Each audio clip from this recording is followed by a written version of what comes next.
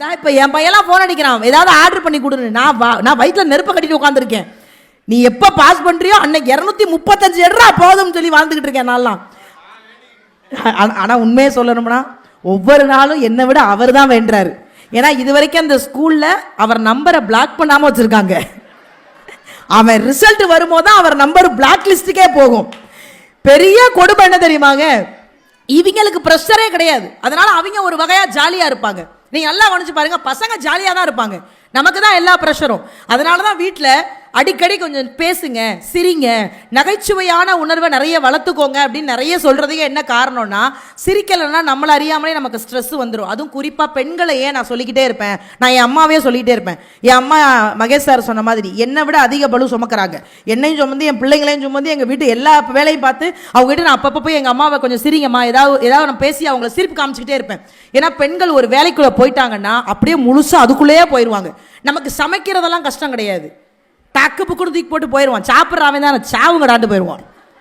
ஆனால் என்ன சமைக்கணும்னு இருக்குல்ல மேடம், நான் இதை மட்டும் கேட்டுக்கிறேன், கரெக்டாக சொல்லுங்கள். நம்மலாம் ஸ்கூல் படிக்கும் போது என்ன மேடம் சாப்பாடு கொண்டு போனோம்?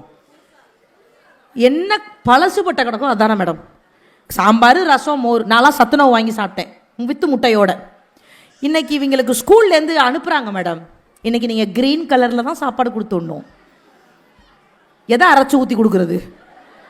இன்னைக்கு ஆரஞ்சு டே, இன்னைக்கு பிங்க் டே. அன்னைக்கு எங்க மாமியா சொல்லுது, ஐயோ இந்த எதையாவது அரைச்சு ஊத்துடி பிங்க் கலர்ல. காலிஃப்ளவர் எந்த பிங்க் கலர்ல இருந்துச்சு? உனக்கெல்லாம் அரளிவதை அரைச்சு ஊத்தன முடி என்னங்க? எனக்கு புரியலைங்க. அதை விட என் பொண்ணு ஸ்கூல்ல அநியாயம் பண்றாங்க. போன் அடிச்சு என்கிட்ட கேட்கறாங்க, மேடம் இன்னைக்கு நீங்க முட்டை கொடுத்து விடல, நீங்களே அவிச்சு வைங்க மேடம். என்ன நீங்க பாட்ட வந்துடுறீங்கன்னு. பிள்ளைங்களுக்கு இந்த சமையலே காலையில அவ்வளவு பிரச்சனை. காலை எந்திரிச்சு அடுப்படிக்குள்ள போகும்போதே நமக்கு பதட்டமா இருக்கு. சமைக்கிறது நமக்கு பெரிய விஷயம் கிடையாது, ஆனா என்ன சமைக்கணும்னு யோசிக்கிறோம் பாருங்க, அதுதான் இருக்கிறதுல பெரிய டாஸ்க் நமக்கு. பிக் பாஸ்ல கூட இவ்வளவு டாஸ்க் கொடுத்துருக்க, ஐயோ நம்மளே வாய விடுறோமே, அப்படிலாம் இல்ல. பிக் பாஸ்ல கூட இவ்வளவு டாஸ்க் கொடுத்துருக்க மாட்டாங்க. ஆனா நிஜமா மேடம், நான்லாம் பிக் பாஸ் விட்டு வெளியில வந்தேன். வெளியில வந்து 77 நாள் கழிச்சு வெளியில வந்தேன் மேடம். முதல் போன் எங்க வீட்டுக்காரருக்கு தான் அடிச்சேன். சிங்கிளா இருக்காப்லையா, வேற எது கல்யாணம் பண்ணிட்டாப்லையான்னு பார்த்தேன், பண்ணல. ஃபோன் அடித்து ஒரே வார்த்தை கேட்டேன், ஓட்டு போட்டிங்களா இல்லையான்னு. ஓட்டு போட்டேன்டி. ஓட்டு போட்டால் நான் எப்படி வெளியில் வருவேன்? நீ வெளியில் வரணும் தானே வேற ஆளுக்கு ஓட்டு போட்டேன். இந்த ஆளு இது கூட தேவையில்ல, என் மாமியா கிழவிக்கு ஓட்டே போட தெரியல, ஃபோனை தடவிட்டே இருந்திருக்கு ஒரு வாரமா. அநியாயம் பண்ணுவாங்க வீட்டுக்குள்ள. பிக் பாஸ் டாஸ்க்கு கூட பரவாயில்லைங்க. காலையில் நம்ம பெண்கள் எந்திரிச்சு பார்க்குற வேலையே பெரிய டாஸ்க்கு. நான் அப்படி கேள்வி கேட்டு நடுவில் டிஸ்டர்ப் பண்ணுறேன்னு தப்பா நினைக்காத ஆண்களே. ஏன்னா நாங்கள் பேசும்போது நான் மட்டும் பேசக்கூடாது, உங்களோடையும் கொஞ்சம் பேசணும். யாரெல்லாம் உங்கள் மனைவி சாப்பாடை இது வரைக்கும் பாராட்டினதே கிடையாது? அப்பா, திருவள்ளூர் ஆண்களுக்கு ஒரு பெரிய நன்றி சொல்லணும். எல்லாரும் பாராட்டியிருக்கீங்க, ரொம்ப சந்தோஷம். ஏன்னா எங்களுடைய பெரிய கஷ்டம் என்ன தெரியுமா சார், நாங்கள்லாம் பிறந்து அப்பா அம்மா வீட்டில் சுத்தமாக சமைக்காமல் வளர்ந்தவங்க. அதுலேயும் குறிப்பாக எங்கள் அப்பா என்னை அடுப்படி பக்கமே அனுப்புனதே இல்லை மேடம். வெயில் அந்த நெருப்பு பட்டு பிள்ளை கருத்து போயிடும் அப்படின்னு அடுப்படி பக்கமே அனுப்புனது கிடையாது. அப்படியெல்லாம் ஜாலியாக வந்து இந்த வீட்டுக்குள்ளே வந்தால் ஊன்னு சமைக்க வச்சுட்டாங்க என்னைய. நானும் மாங்குன்னு சமைப்பேன். எங்கள் வீட்டுக்காரர் சாப்பிடும்போது மட்டும்தான் சிரிப்பார். நான்லாம் ஒரு நாள் கேட்டேன், ஏங்க சாப்பிடும்போது சிரிக்கிறீங்க, என்ன துன்பம் வரும்போது சிரினாங்க, சிரிச்சு பழகிட்டு இருக்கேன்னாரு. எல்லா பெண்களும் விதவிதமாக சமைச்சு கணவனுக்கு பரிமாறி விட்டு அப்படியே அந்த வாயை பார்த்துக்கிட்டே இருப்போம். கரும கன்றாவியாக இருக்கும். அந்த வாயிலேருந்து ஒரு வார்த்தை, ரசமா அது ரசம் அப்படி வரல கூட பரவாயில்ல, நல்லா இருக்குன்னு கூட வராது. ஜேசிபி மிஷினில் மண்ணள்ளி திங்கிற மாதிரி தின்னுட்டு எந்திரிச்சு கையை கழுவும் போது எல்லா ஆம்பளையும் ஒரு வார்த்தையை ஒன்று சொல்லுவாங்க, எல்லாம் நல்லா தான் இருந்துச்சு, பட் எங்கள் அம்மா கை மாதிரி இல்லை, வரும்போதே வெட்டி எடுத்துட்டு வாங்கடா, குழம்புக்குள்ள விட்டு 2 ஆட்டை ஆட்டிக்கிறோம். என்னென்ன அநியாயம் பண்ணுவாங்க தெரியுமா? இந்த சமையலுங்கிறது அவ்வளவு கஷ்டமான வேலை மேடம். என்னென்ன எல்லா பக்கமும் நம்மளுக்கு ப்ரெஷர் கொடுக்க வேண்டியது. நம்ம எவ்வளவு கஷ்டப்பட்டு சமைச்சு கொடுக்குறோம் அவங்களுக்கு. சாப்பிட்டுட்டு நல்லா இருக்குடா தங்கம், சூப்பராக இருக்குடா பட்டு குட்டி. வீட்டில் சண்டையே வராமல் இருக்கிறதுக்கு உங்கள் உடன் பிறப்பா நினச்சி நான் ஒரு சின்ன டிப்ஸ் கொடுக்குறேன். இனிமேல் உங்கள் வீட்டில் சண்டையே வராது. நான் சொல்கிறத மட்டும் ஃபாலோ பண்ணுங்கள். அது ஆண்களாக இருந்தாலும் சரி, பெண்களாக இருந்தாலும் சரி.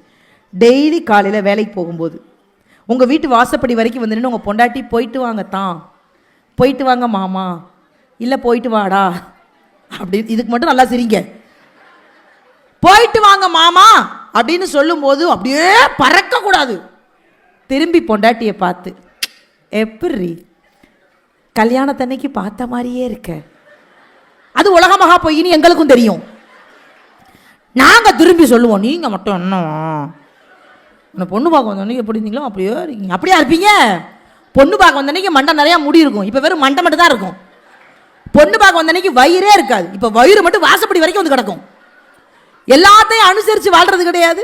ஒரு சின்ன பாராட்டு சார். இன்னைக்கு எனக்கு என்னை பொறுத்த வரைக்கும் என்ன தெரியுமா, பாராட்டுறதுக்கு நேரம் இருந்தா கூட மனைவியை பார்த்து நல்லா இருக்குடா, நல்லா சமைச்சிருக்க, நல்லா ட்ரெஸ் பண்ணிருக்க, அழகா இருக்க, இந்த வார்த்தை சொல்றதுக்கு இன்னைக்கு எந்த ஆண்களுமே தயாரா கிடையாது. அப்படியே அவங்க சொன்னாலும் நம்மளும் சும்மா கிடையாது. நான் ஒரு இப்போ சமீபத்தில் ஒன்று படித்தேன், நல்லா இருந்துச்சு, எனக்கு அது பிடிச்சிருந்துச்சு. பூ கேட்டால் என் மனைவி மேல் உள்ள காதலால் பூ தொட்டியே வாங்கி கொடுத்தேன். தண்ணீர் கேட்டால் ஆப்பிள் ஜூஸ் வாங்கி கொடுத்தேன். செருப்பு கேட்டால் ஷூ வாங்கி கொடுத்தேன். எல்லாத்தையும் கேட்டு கடைசியாக ஒன்று கேட்டா, நான் ஒன்று கேட்குறேன், நீ ஒன்று வாங்கி கொடுக்குறிய, செவிட்டு போயிடலான்னு கேட்டா. எனக்கு அது படித்து ரொம்ப நேரம் சிரித்து பார்த்தேன். ஏன்னா நம்மளை மாதிரியே ஒருத்தர் எழுதி வச்சுருக்காங்கன்னு.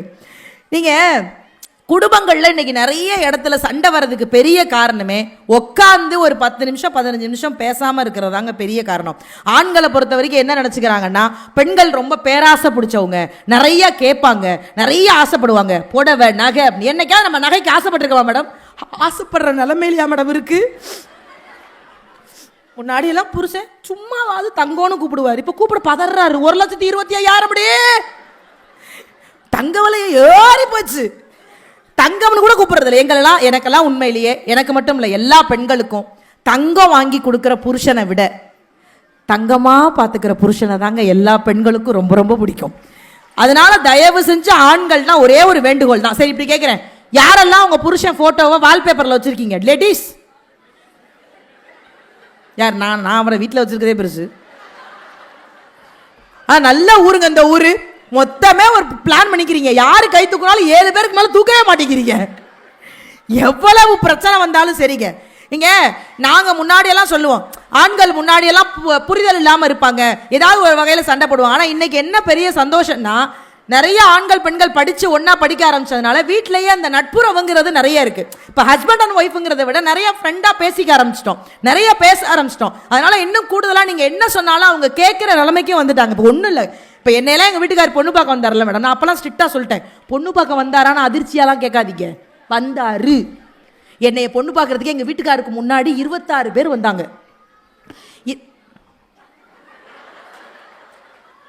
I am not expecting you mummy. அந்தம்மா இது வரைக்கும் கூட இவ்வளவு கேவலமாக சிரிக்கலை. உலகத்திலேயே கடைசி கேவல சிரிப்பு இப்போ நீங்கள் சிரிச்சது தான். ஒன்னே 26 பேர் பார்க்க வந்தாங்களாக்கும்.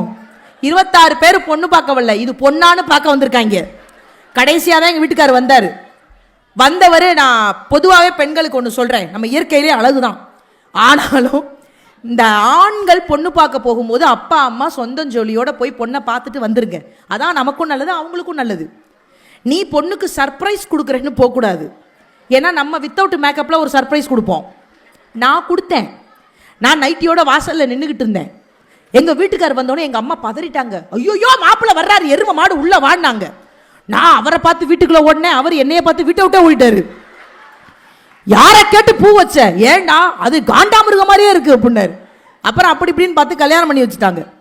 இந்த வாழ்க்கையில் பெரிய சந்தோஷம் என்ன தெரியுமா? நான் நிறைய பேர்கிட்ட சொல்லுவேன், நம்ம கலரை வச்சு நம்ம நிறைய டாமினேஷன் பண்ணுவாங்க, நம்ம உருவத்தை வச்சு நிறைய டாமினேஷன் பண்ணுவாங்க. இதெல்லாம் கடந்தும் நம்ம எப்படி சந்தோஷமாக இருக்கணும், இது நானே ஒரு எக்ஸாம்பிளாக நான் சொல்லிப்பேன். என்னை கிண்டலுக்கு கலாய்க்கிறதுங்கிறது நானே என்ன கலாய்ச்சிப்போம். ஆனால் போகிற இடங்களில் நம்மளை சில இடத்துல கலாய்க்கும் போதெல்லாம் அதில் பெருசாக காதலே வாங்கிக்க மாட்டேன். இது ஏன்னா நான் கலக்கப்போது யார் முடிஞ்சு வரும்போது, ஏன்னா இந்த மேடையில் அதை சொன்னால் சரியாக இருக்கும்னு நினைக்கிறேன். கலக்கப்போது யார் முடிஞ்சு வரும்போது எனக்கு அந்த கமெண்ட்ஸ் எல்லாம் பார்த்தீங்கன்னா, இது ஒரு மூஞ்சி, இது ஒரு முகரை, இது ஒரு ஆள், இதுக்கெல்லாம் கல்யாணம் ஒரு கேடு அப்படின்லாம் நிறைய வரும். நான் மகேஷ் அவர்களை இப்போ கிடையாது, ரொம்ப வருஷமாகவே உடன்பிறப்பு. எதாக இருந்தாலும் குடும்ப ரீதியாக அவர்கிட்ட கொஞ்சம் பேசுவேன்.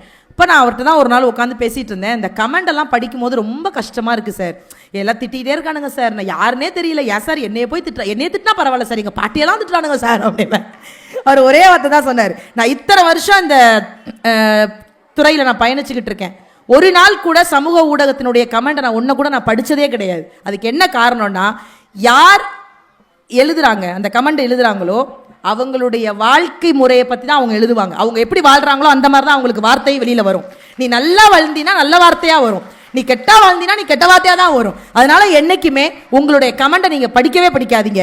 நீங்கள் அடுத்தவங்களுக்கு நல்ல வார்த்தை எழுதுகிற அளவுக்கு உங்கள் வாழ்க்கையை உயர்த்திக்கிட்டு போங்கன்னு அன்னைக்கு அவர் சொன்னார். அதுலேருந்து நான் கமெண்ட்டை பார்க்கறதே கிடையாது. இந்த கலர் டாமினேஷனுங்கிறது எல்லா இடத்துலையும் இருக்கும் மேடம்.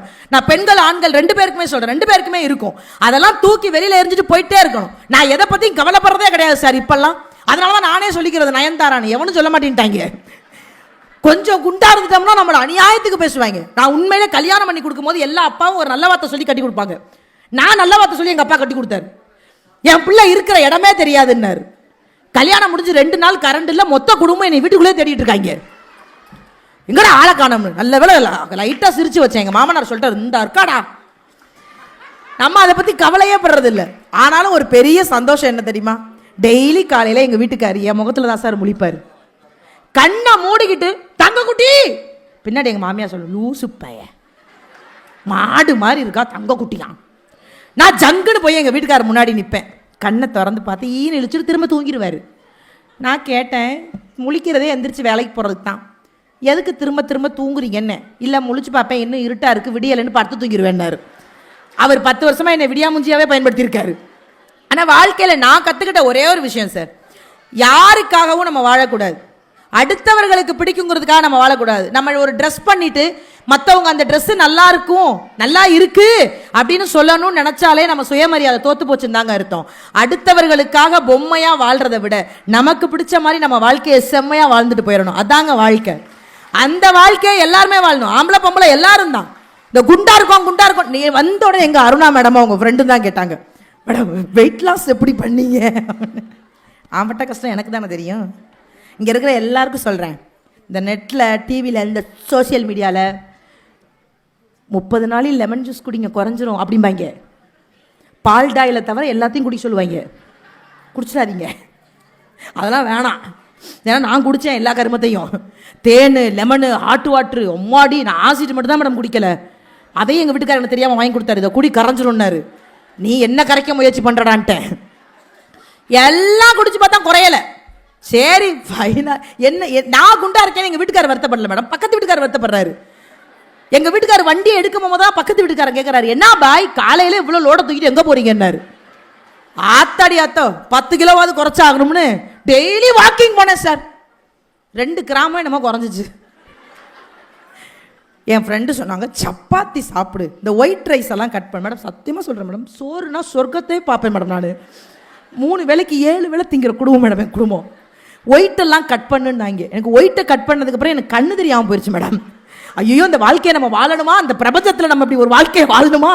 இருந்தாலும் பரவாயில்ல, ஸ்லிம்மானா நம்மளை ஏதாவது ஒரு திரைப்படத்தில் கதாநாயகியாக கூப்பிடுவாங்க, அஜித் சாருக்கு நம்ம ஜோடியாக நடிச்சிடலாம் அப்படின்னு ஒரு ஆசையில் இந்த உடம்பை குறைக்க ஆரம்பித்தேன் மேடம். மொட்டை மாடியில் இங்கேங்க சமோசாவை தின்னுபிட்டியில எப்படி அவர் என்ன உங்கள் தட்டில் எடுத்துனாரா? என்னங்க தட்டை மாற்றிவிட்டீங்க? அவர் நல்ல மனுஷன், எனக்கு புக்கு கொடுத்தாரு.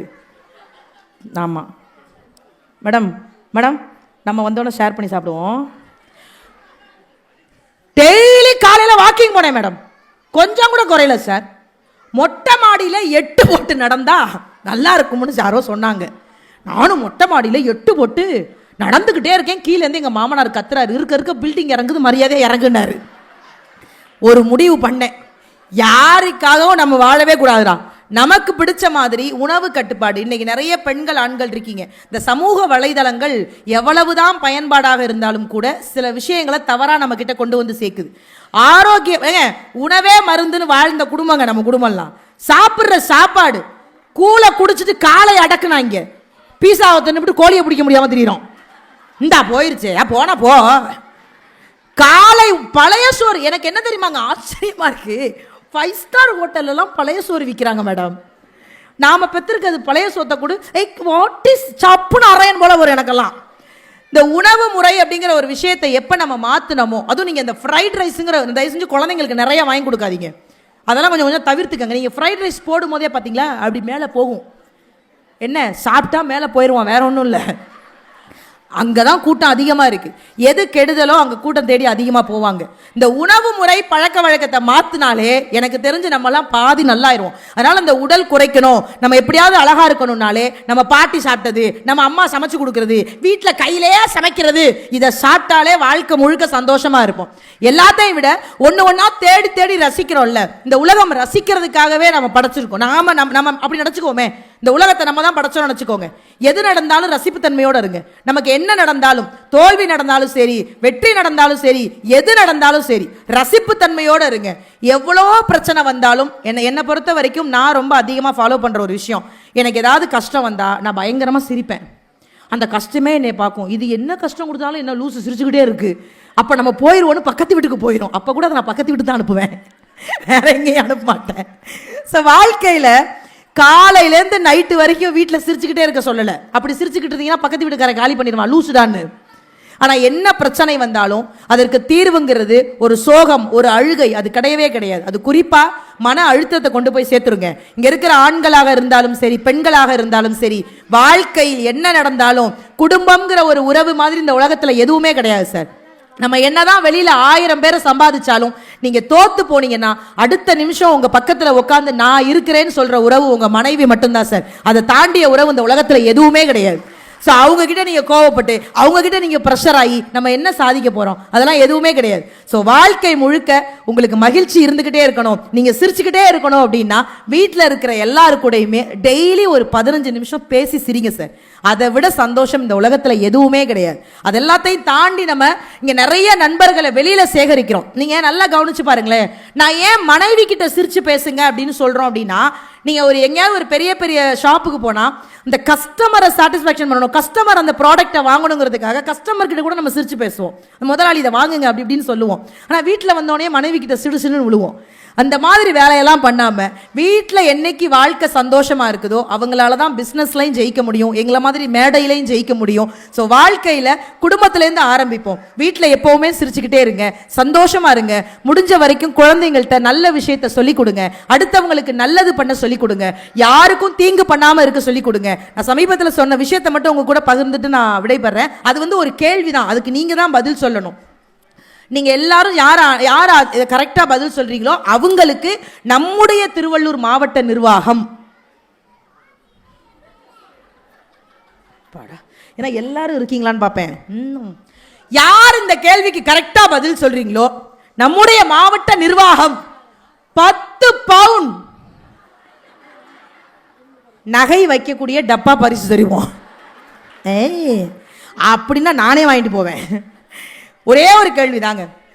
ஒரு பெரிய பணக்காரர், ரொம்ப பெரிய பணக்காரர், ஒரு விலை உயர்ந்த கார் ஒன்று வாங்கினார். அந்த கார் வாங்கினதுலேருந்து ஒரு டிரைவரை கூடவே வச்சிருக்காரு. ஒரு நாள் அந்த பணக்காரருக்கு அந்த டிரைவர் 2 பேரும் பல வருஷம் அந்த கார் வாங்கினதுலேருந்து அந்த டிரைவர் இருக்கார். அந்த டிரைவர் அவங்க கூடவே இருப்பார், எங்கே போனாலும் கூடவே போவார். ஒரு நாள் அந்த டிரைவருக்கு பிறந்த நாள் வந்துச்சு. அப்போ அந்த பெரிய பணக்காரர் ஒரு ஜவுளி கடைக்கு போனார். அவர் பெரிய பணக்காரர்னா ஜவுளி கடையில் எல்லாருக்குமே தெரியும். உள்ளே இருந்து ஓடி வந்து சார் என்ன வேணும் என்ன வேணும்னார். என் டிரைவருக்கு பிறந்த நாள்ப்பா, அதான் ஒரு சட்டை எடுக்கலான்னு வந்தேன். உள்ளே இருந்து ஒருத்தர் ஓடி வந்தார், சார் இந்த சட்டை 5000, இந்த சட்டை 6000, இந்த சட்டை 7000. இவர் கடுப்பாயிருச்சு. டிரைவர்னு தெளிவாக தான் சொல்கிறேன், போய் 1000 ரூபாய்க்கு எடுத்துட்டு வாப்பா போப்பா அப்படின்னு. ஒரு மாதம் கழிச்சு இந்த ஓனருக்கு பிறந்த நாள் வந்துச்சு. அதே டிரைவர் அதே கடைக்கு போனார். உள்ளே இருந்தவர் கேட்டார், என்னப்பா டிரைவர் நல்லா இருக்கியா? நல்லா இருக்கேன். உன் முதலாளி நல்லா இருக்காரா? நல்லா இருக்காரு. என்ன விசேஷம்? எங்கள் முதலாளிக்கு பிறந்த நாள், சட்டை எடுக்க வந்திருக்கேன். அப்படியாப்பா, சரி சத்த இரு. டிரைவர்னு தெரியும். ஒரு 1000 2000 எடுத்து போட்டாங்க. டிரைவர் கோவம் வந்துருச்சு. என்னானே முதலாளிக்குங்கிற 5000க்கு எடுங்கண்ணே அப்படின்னு இருக்காரு. இப்போ உங்கள்கிட்ட ஒரே ஒரு கேள்வி கேட்குறேன், இந்த கதையில் யார் உண்மையான பணக்காரவங்க? என்னை பொறுத்த வரைக்கும் பணம் படைத்தவர்கள் எல்லாம் பணக்காரர்கள் அல்ல, அடுத்தவர்களுக்கு கொடுக்க வேண்டும் என்ற மனம் படைத்தவர்கள் தான் உண்மையான பணக்காரர்கள். ஸோ வாழ்க்கையில் சந்தோஷமும் அதே மாதிரி தான், சிரிப்பும் அதே மாதிரி தான். நாம மட்டும் சிரிச்சா நல்லா இருக்காது, நம்மளை சுற்றி இருக்கிற எல்லாரையும் சிரிக்க வைக்கணும். எங்களுக்கெல்லாம் இறைவன் கொடுத்த ஒரு பெரிய வரப்பிரசாதமாக பார்க்குறோம். அடுத்தவர்களை விழுந்து விழுந்து சிரிக்க வைக்கணுமே தவிர அடுத்தவர்கள் விழும்போது யாரும் சிரிச்சிடக்கூடாது. பக்கத்துல இருந்து ஏதாவது ஒரு உதவி பண்ணுங்க. உங்க பிள்ளைகளுக்கு சொல்லிக் கொடுங்க. அடுத்து வரக்கூடிய சமுதாயத்திடம் ஆழமா சொல்லிக் கொடுங்க. உன்னால முடிஞ்ச ஏதாவது ஒரு உதவி, பண உதவி. என் அம்மா அடிக்கடி சொல்லுவாங்கங்க, பண உதவி பண்றதுக்கு பேர்லாம் உதவி கிடையாது, அது மட்டும் உதவி கிடையாது. அடுத்தவன் கஷ்டப்படும் போது கையை பிடிச்சு மனதால உதவி செய்வதும் மிகப்பெரிய உதவிதான். வாழ்க்கையில பிறந்துட்டோம் வளர்ந்துட்டோம் போயிட்டோம் இல்லாம அடுத்தவர்களுக்கு பயன்பெறும் வகையில வாழணுங்கிற அந்த வாழ்க்கையை மட்டும் உங்ககிட்ட சொல்லிட்டு உண்மையிலேயே எனக்கு ரொம்ப சந்தோஷமா இருந்தது. நாங்க நிறைய புத்தக திருவிழா, நான் பேசினது கிடையாது, ஆனால் நான் போற புத்தக திருவிழால ஏதாவது ஒரு விஷயத்தை கத்துக்கிட்டு போவேன், அங்கிருந்து ஏதாவது ஒன்று கத்துக்கிட்டு வருவேன். நான் போற நிறைய மேடைகளை என்னை ஊக்கப்படுத்தக்கூடிய மரியாதைக்குரிய ஈரோடு மகேஷ் அவர்கள் என்னை புத்தக திருவிழாக்கு நிறைய கூட்டிட்டு போறது அவர் தான். இன்னைக்கு கூட வாய்ஸ் மெசேஜ் போட்டாரு, நீங்க எதை பத்தியும் யோசிக்காம உங்க ஸ்டைல்ல பேசுங்க அப்படின்னாரு. அந்த ஊக்கப்படுத்துற விதம் இருக்குல்ல, அதுல அவர் அடிச்சுக்க முடியாது, உடன்பிறப்பு. அதனால சொல்ல வரோம், நிறைய இடங்களுக்கு போறோம், இப்பதான் நாங்க கத்துக்கிட்டு வர்றோம். அதனால பேச்சுல நிறைய குறைகள் இருக்கலாம், ஆனா உங்களை சந்தோஷப்படுத்தணுங்கிறது மட்டும்தான் எங்களுடைய முழு வேலையா இருக்கும். அதனால கண்டிப்பா எங்களுடைய பேச்சு பிடிச்சிருந்ததுன்னா நீங்க தொடர்ந்து எங்களுக்கு சப்போர்ட் பண்ணுங்க. ரொம்ப ரொம்ப நன்றி. திருவள்ளூர் மாவட்ட நிர்வாகம் மறக்கவே முடியாது. இவ்வளோ அழகா எங்களை கூப்பிட்டு இவ்வளோ அழகா எங்களை கவனிச்ச எல்லாருக்கும் அருணாக்கு ஒரு பெரிய நன்றி. அருண் சார் உங்களுக்கு ஒரு பெரிய பெரிய நன்றி. தொகுப்பாளினிக்கும் ஒரு பெரிய நன்றி. நீங்க அந்த வார்த்தை சொன்னீங்கல்ல, அது அவர் கேட்கல, அதனால இன்னொரு ஸோ அதனால நான் எதுவுமே கேட்கல, அவங்களா பேசுறாங்க. உண்மையிலேயே வந்து நுழையும் போது வெறும் நாற்காலியா பார்த்தேன், உட்காரும் பொழுது நாற்காலியில் இடம் இல்லாமல் சுத்தி நிற்கிற அன்பு சொந்தங்களை பார்க்குறேன். இதே ஆதரவும் இதே சந்தோஷத்தையும் எங்கள் வாழ்க்கையில் நீங்கள் எப்பவுமே கொடுக்கணும். உங்க எல்லாரோட வாழ்க்கையிலையுமே எப்பவுமே சிரிப்பு குறையாம இருக்கணும்னு சொல்லிட்டு அத்துணை கேமராமேன் சகோதரர்களுக்கும் ஒரு பெரிய நன்றி சொல்லிட்டு விடைபெறுகிறேன். நன்றி, வணக்கம்.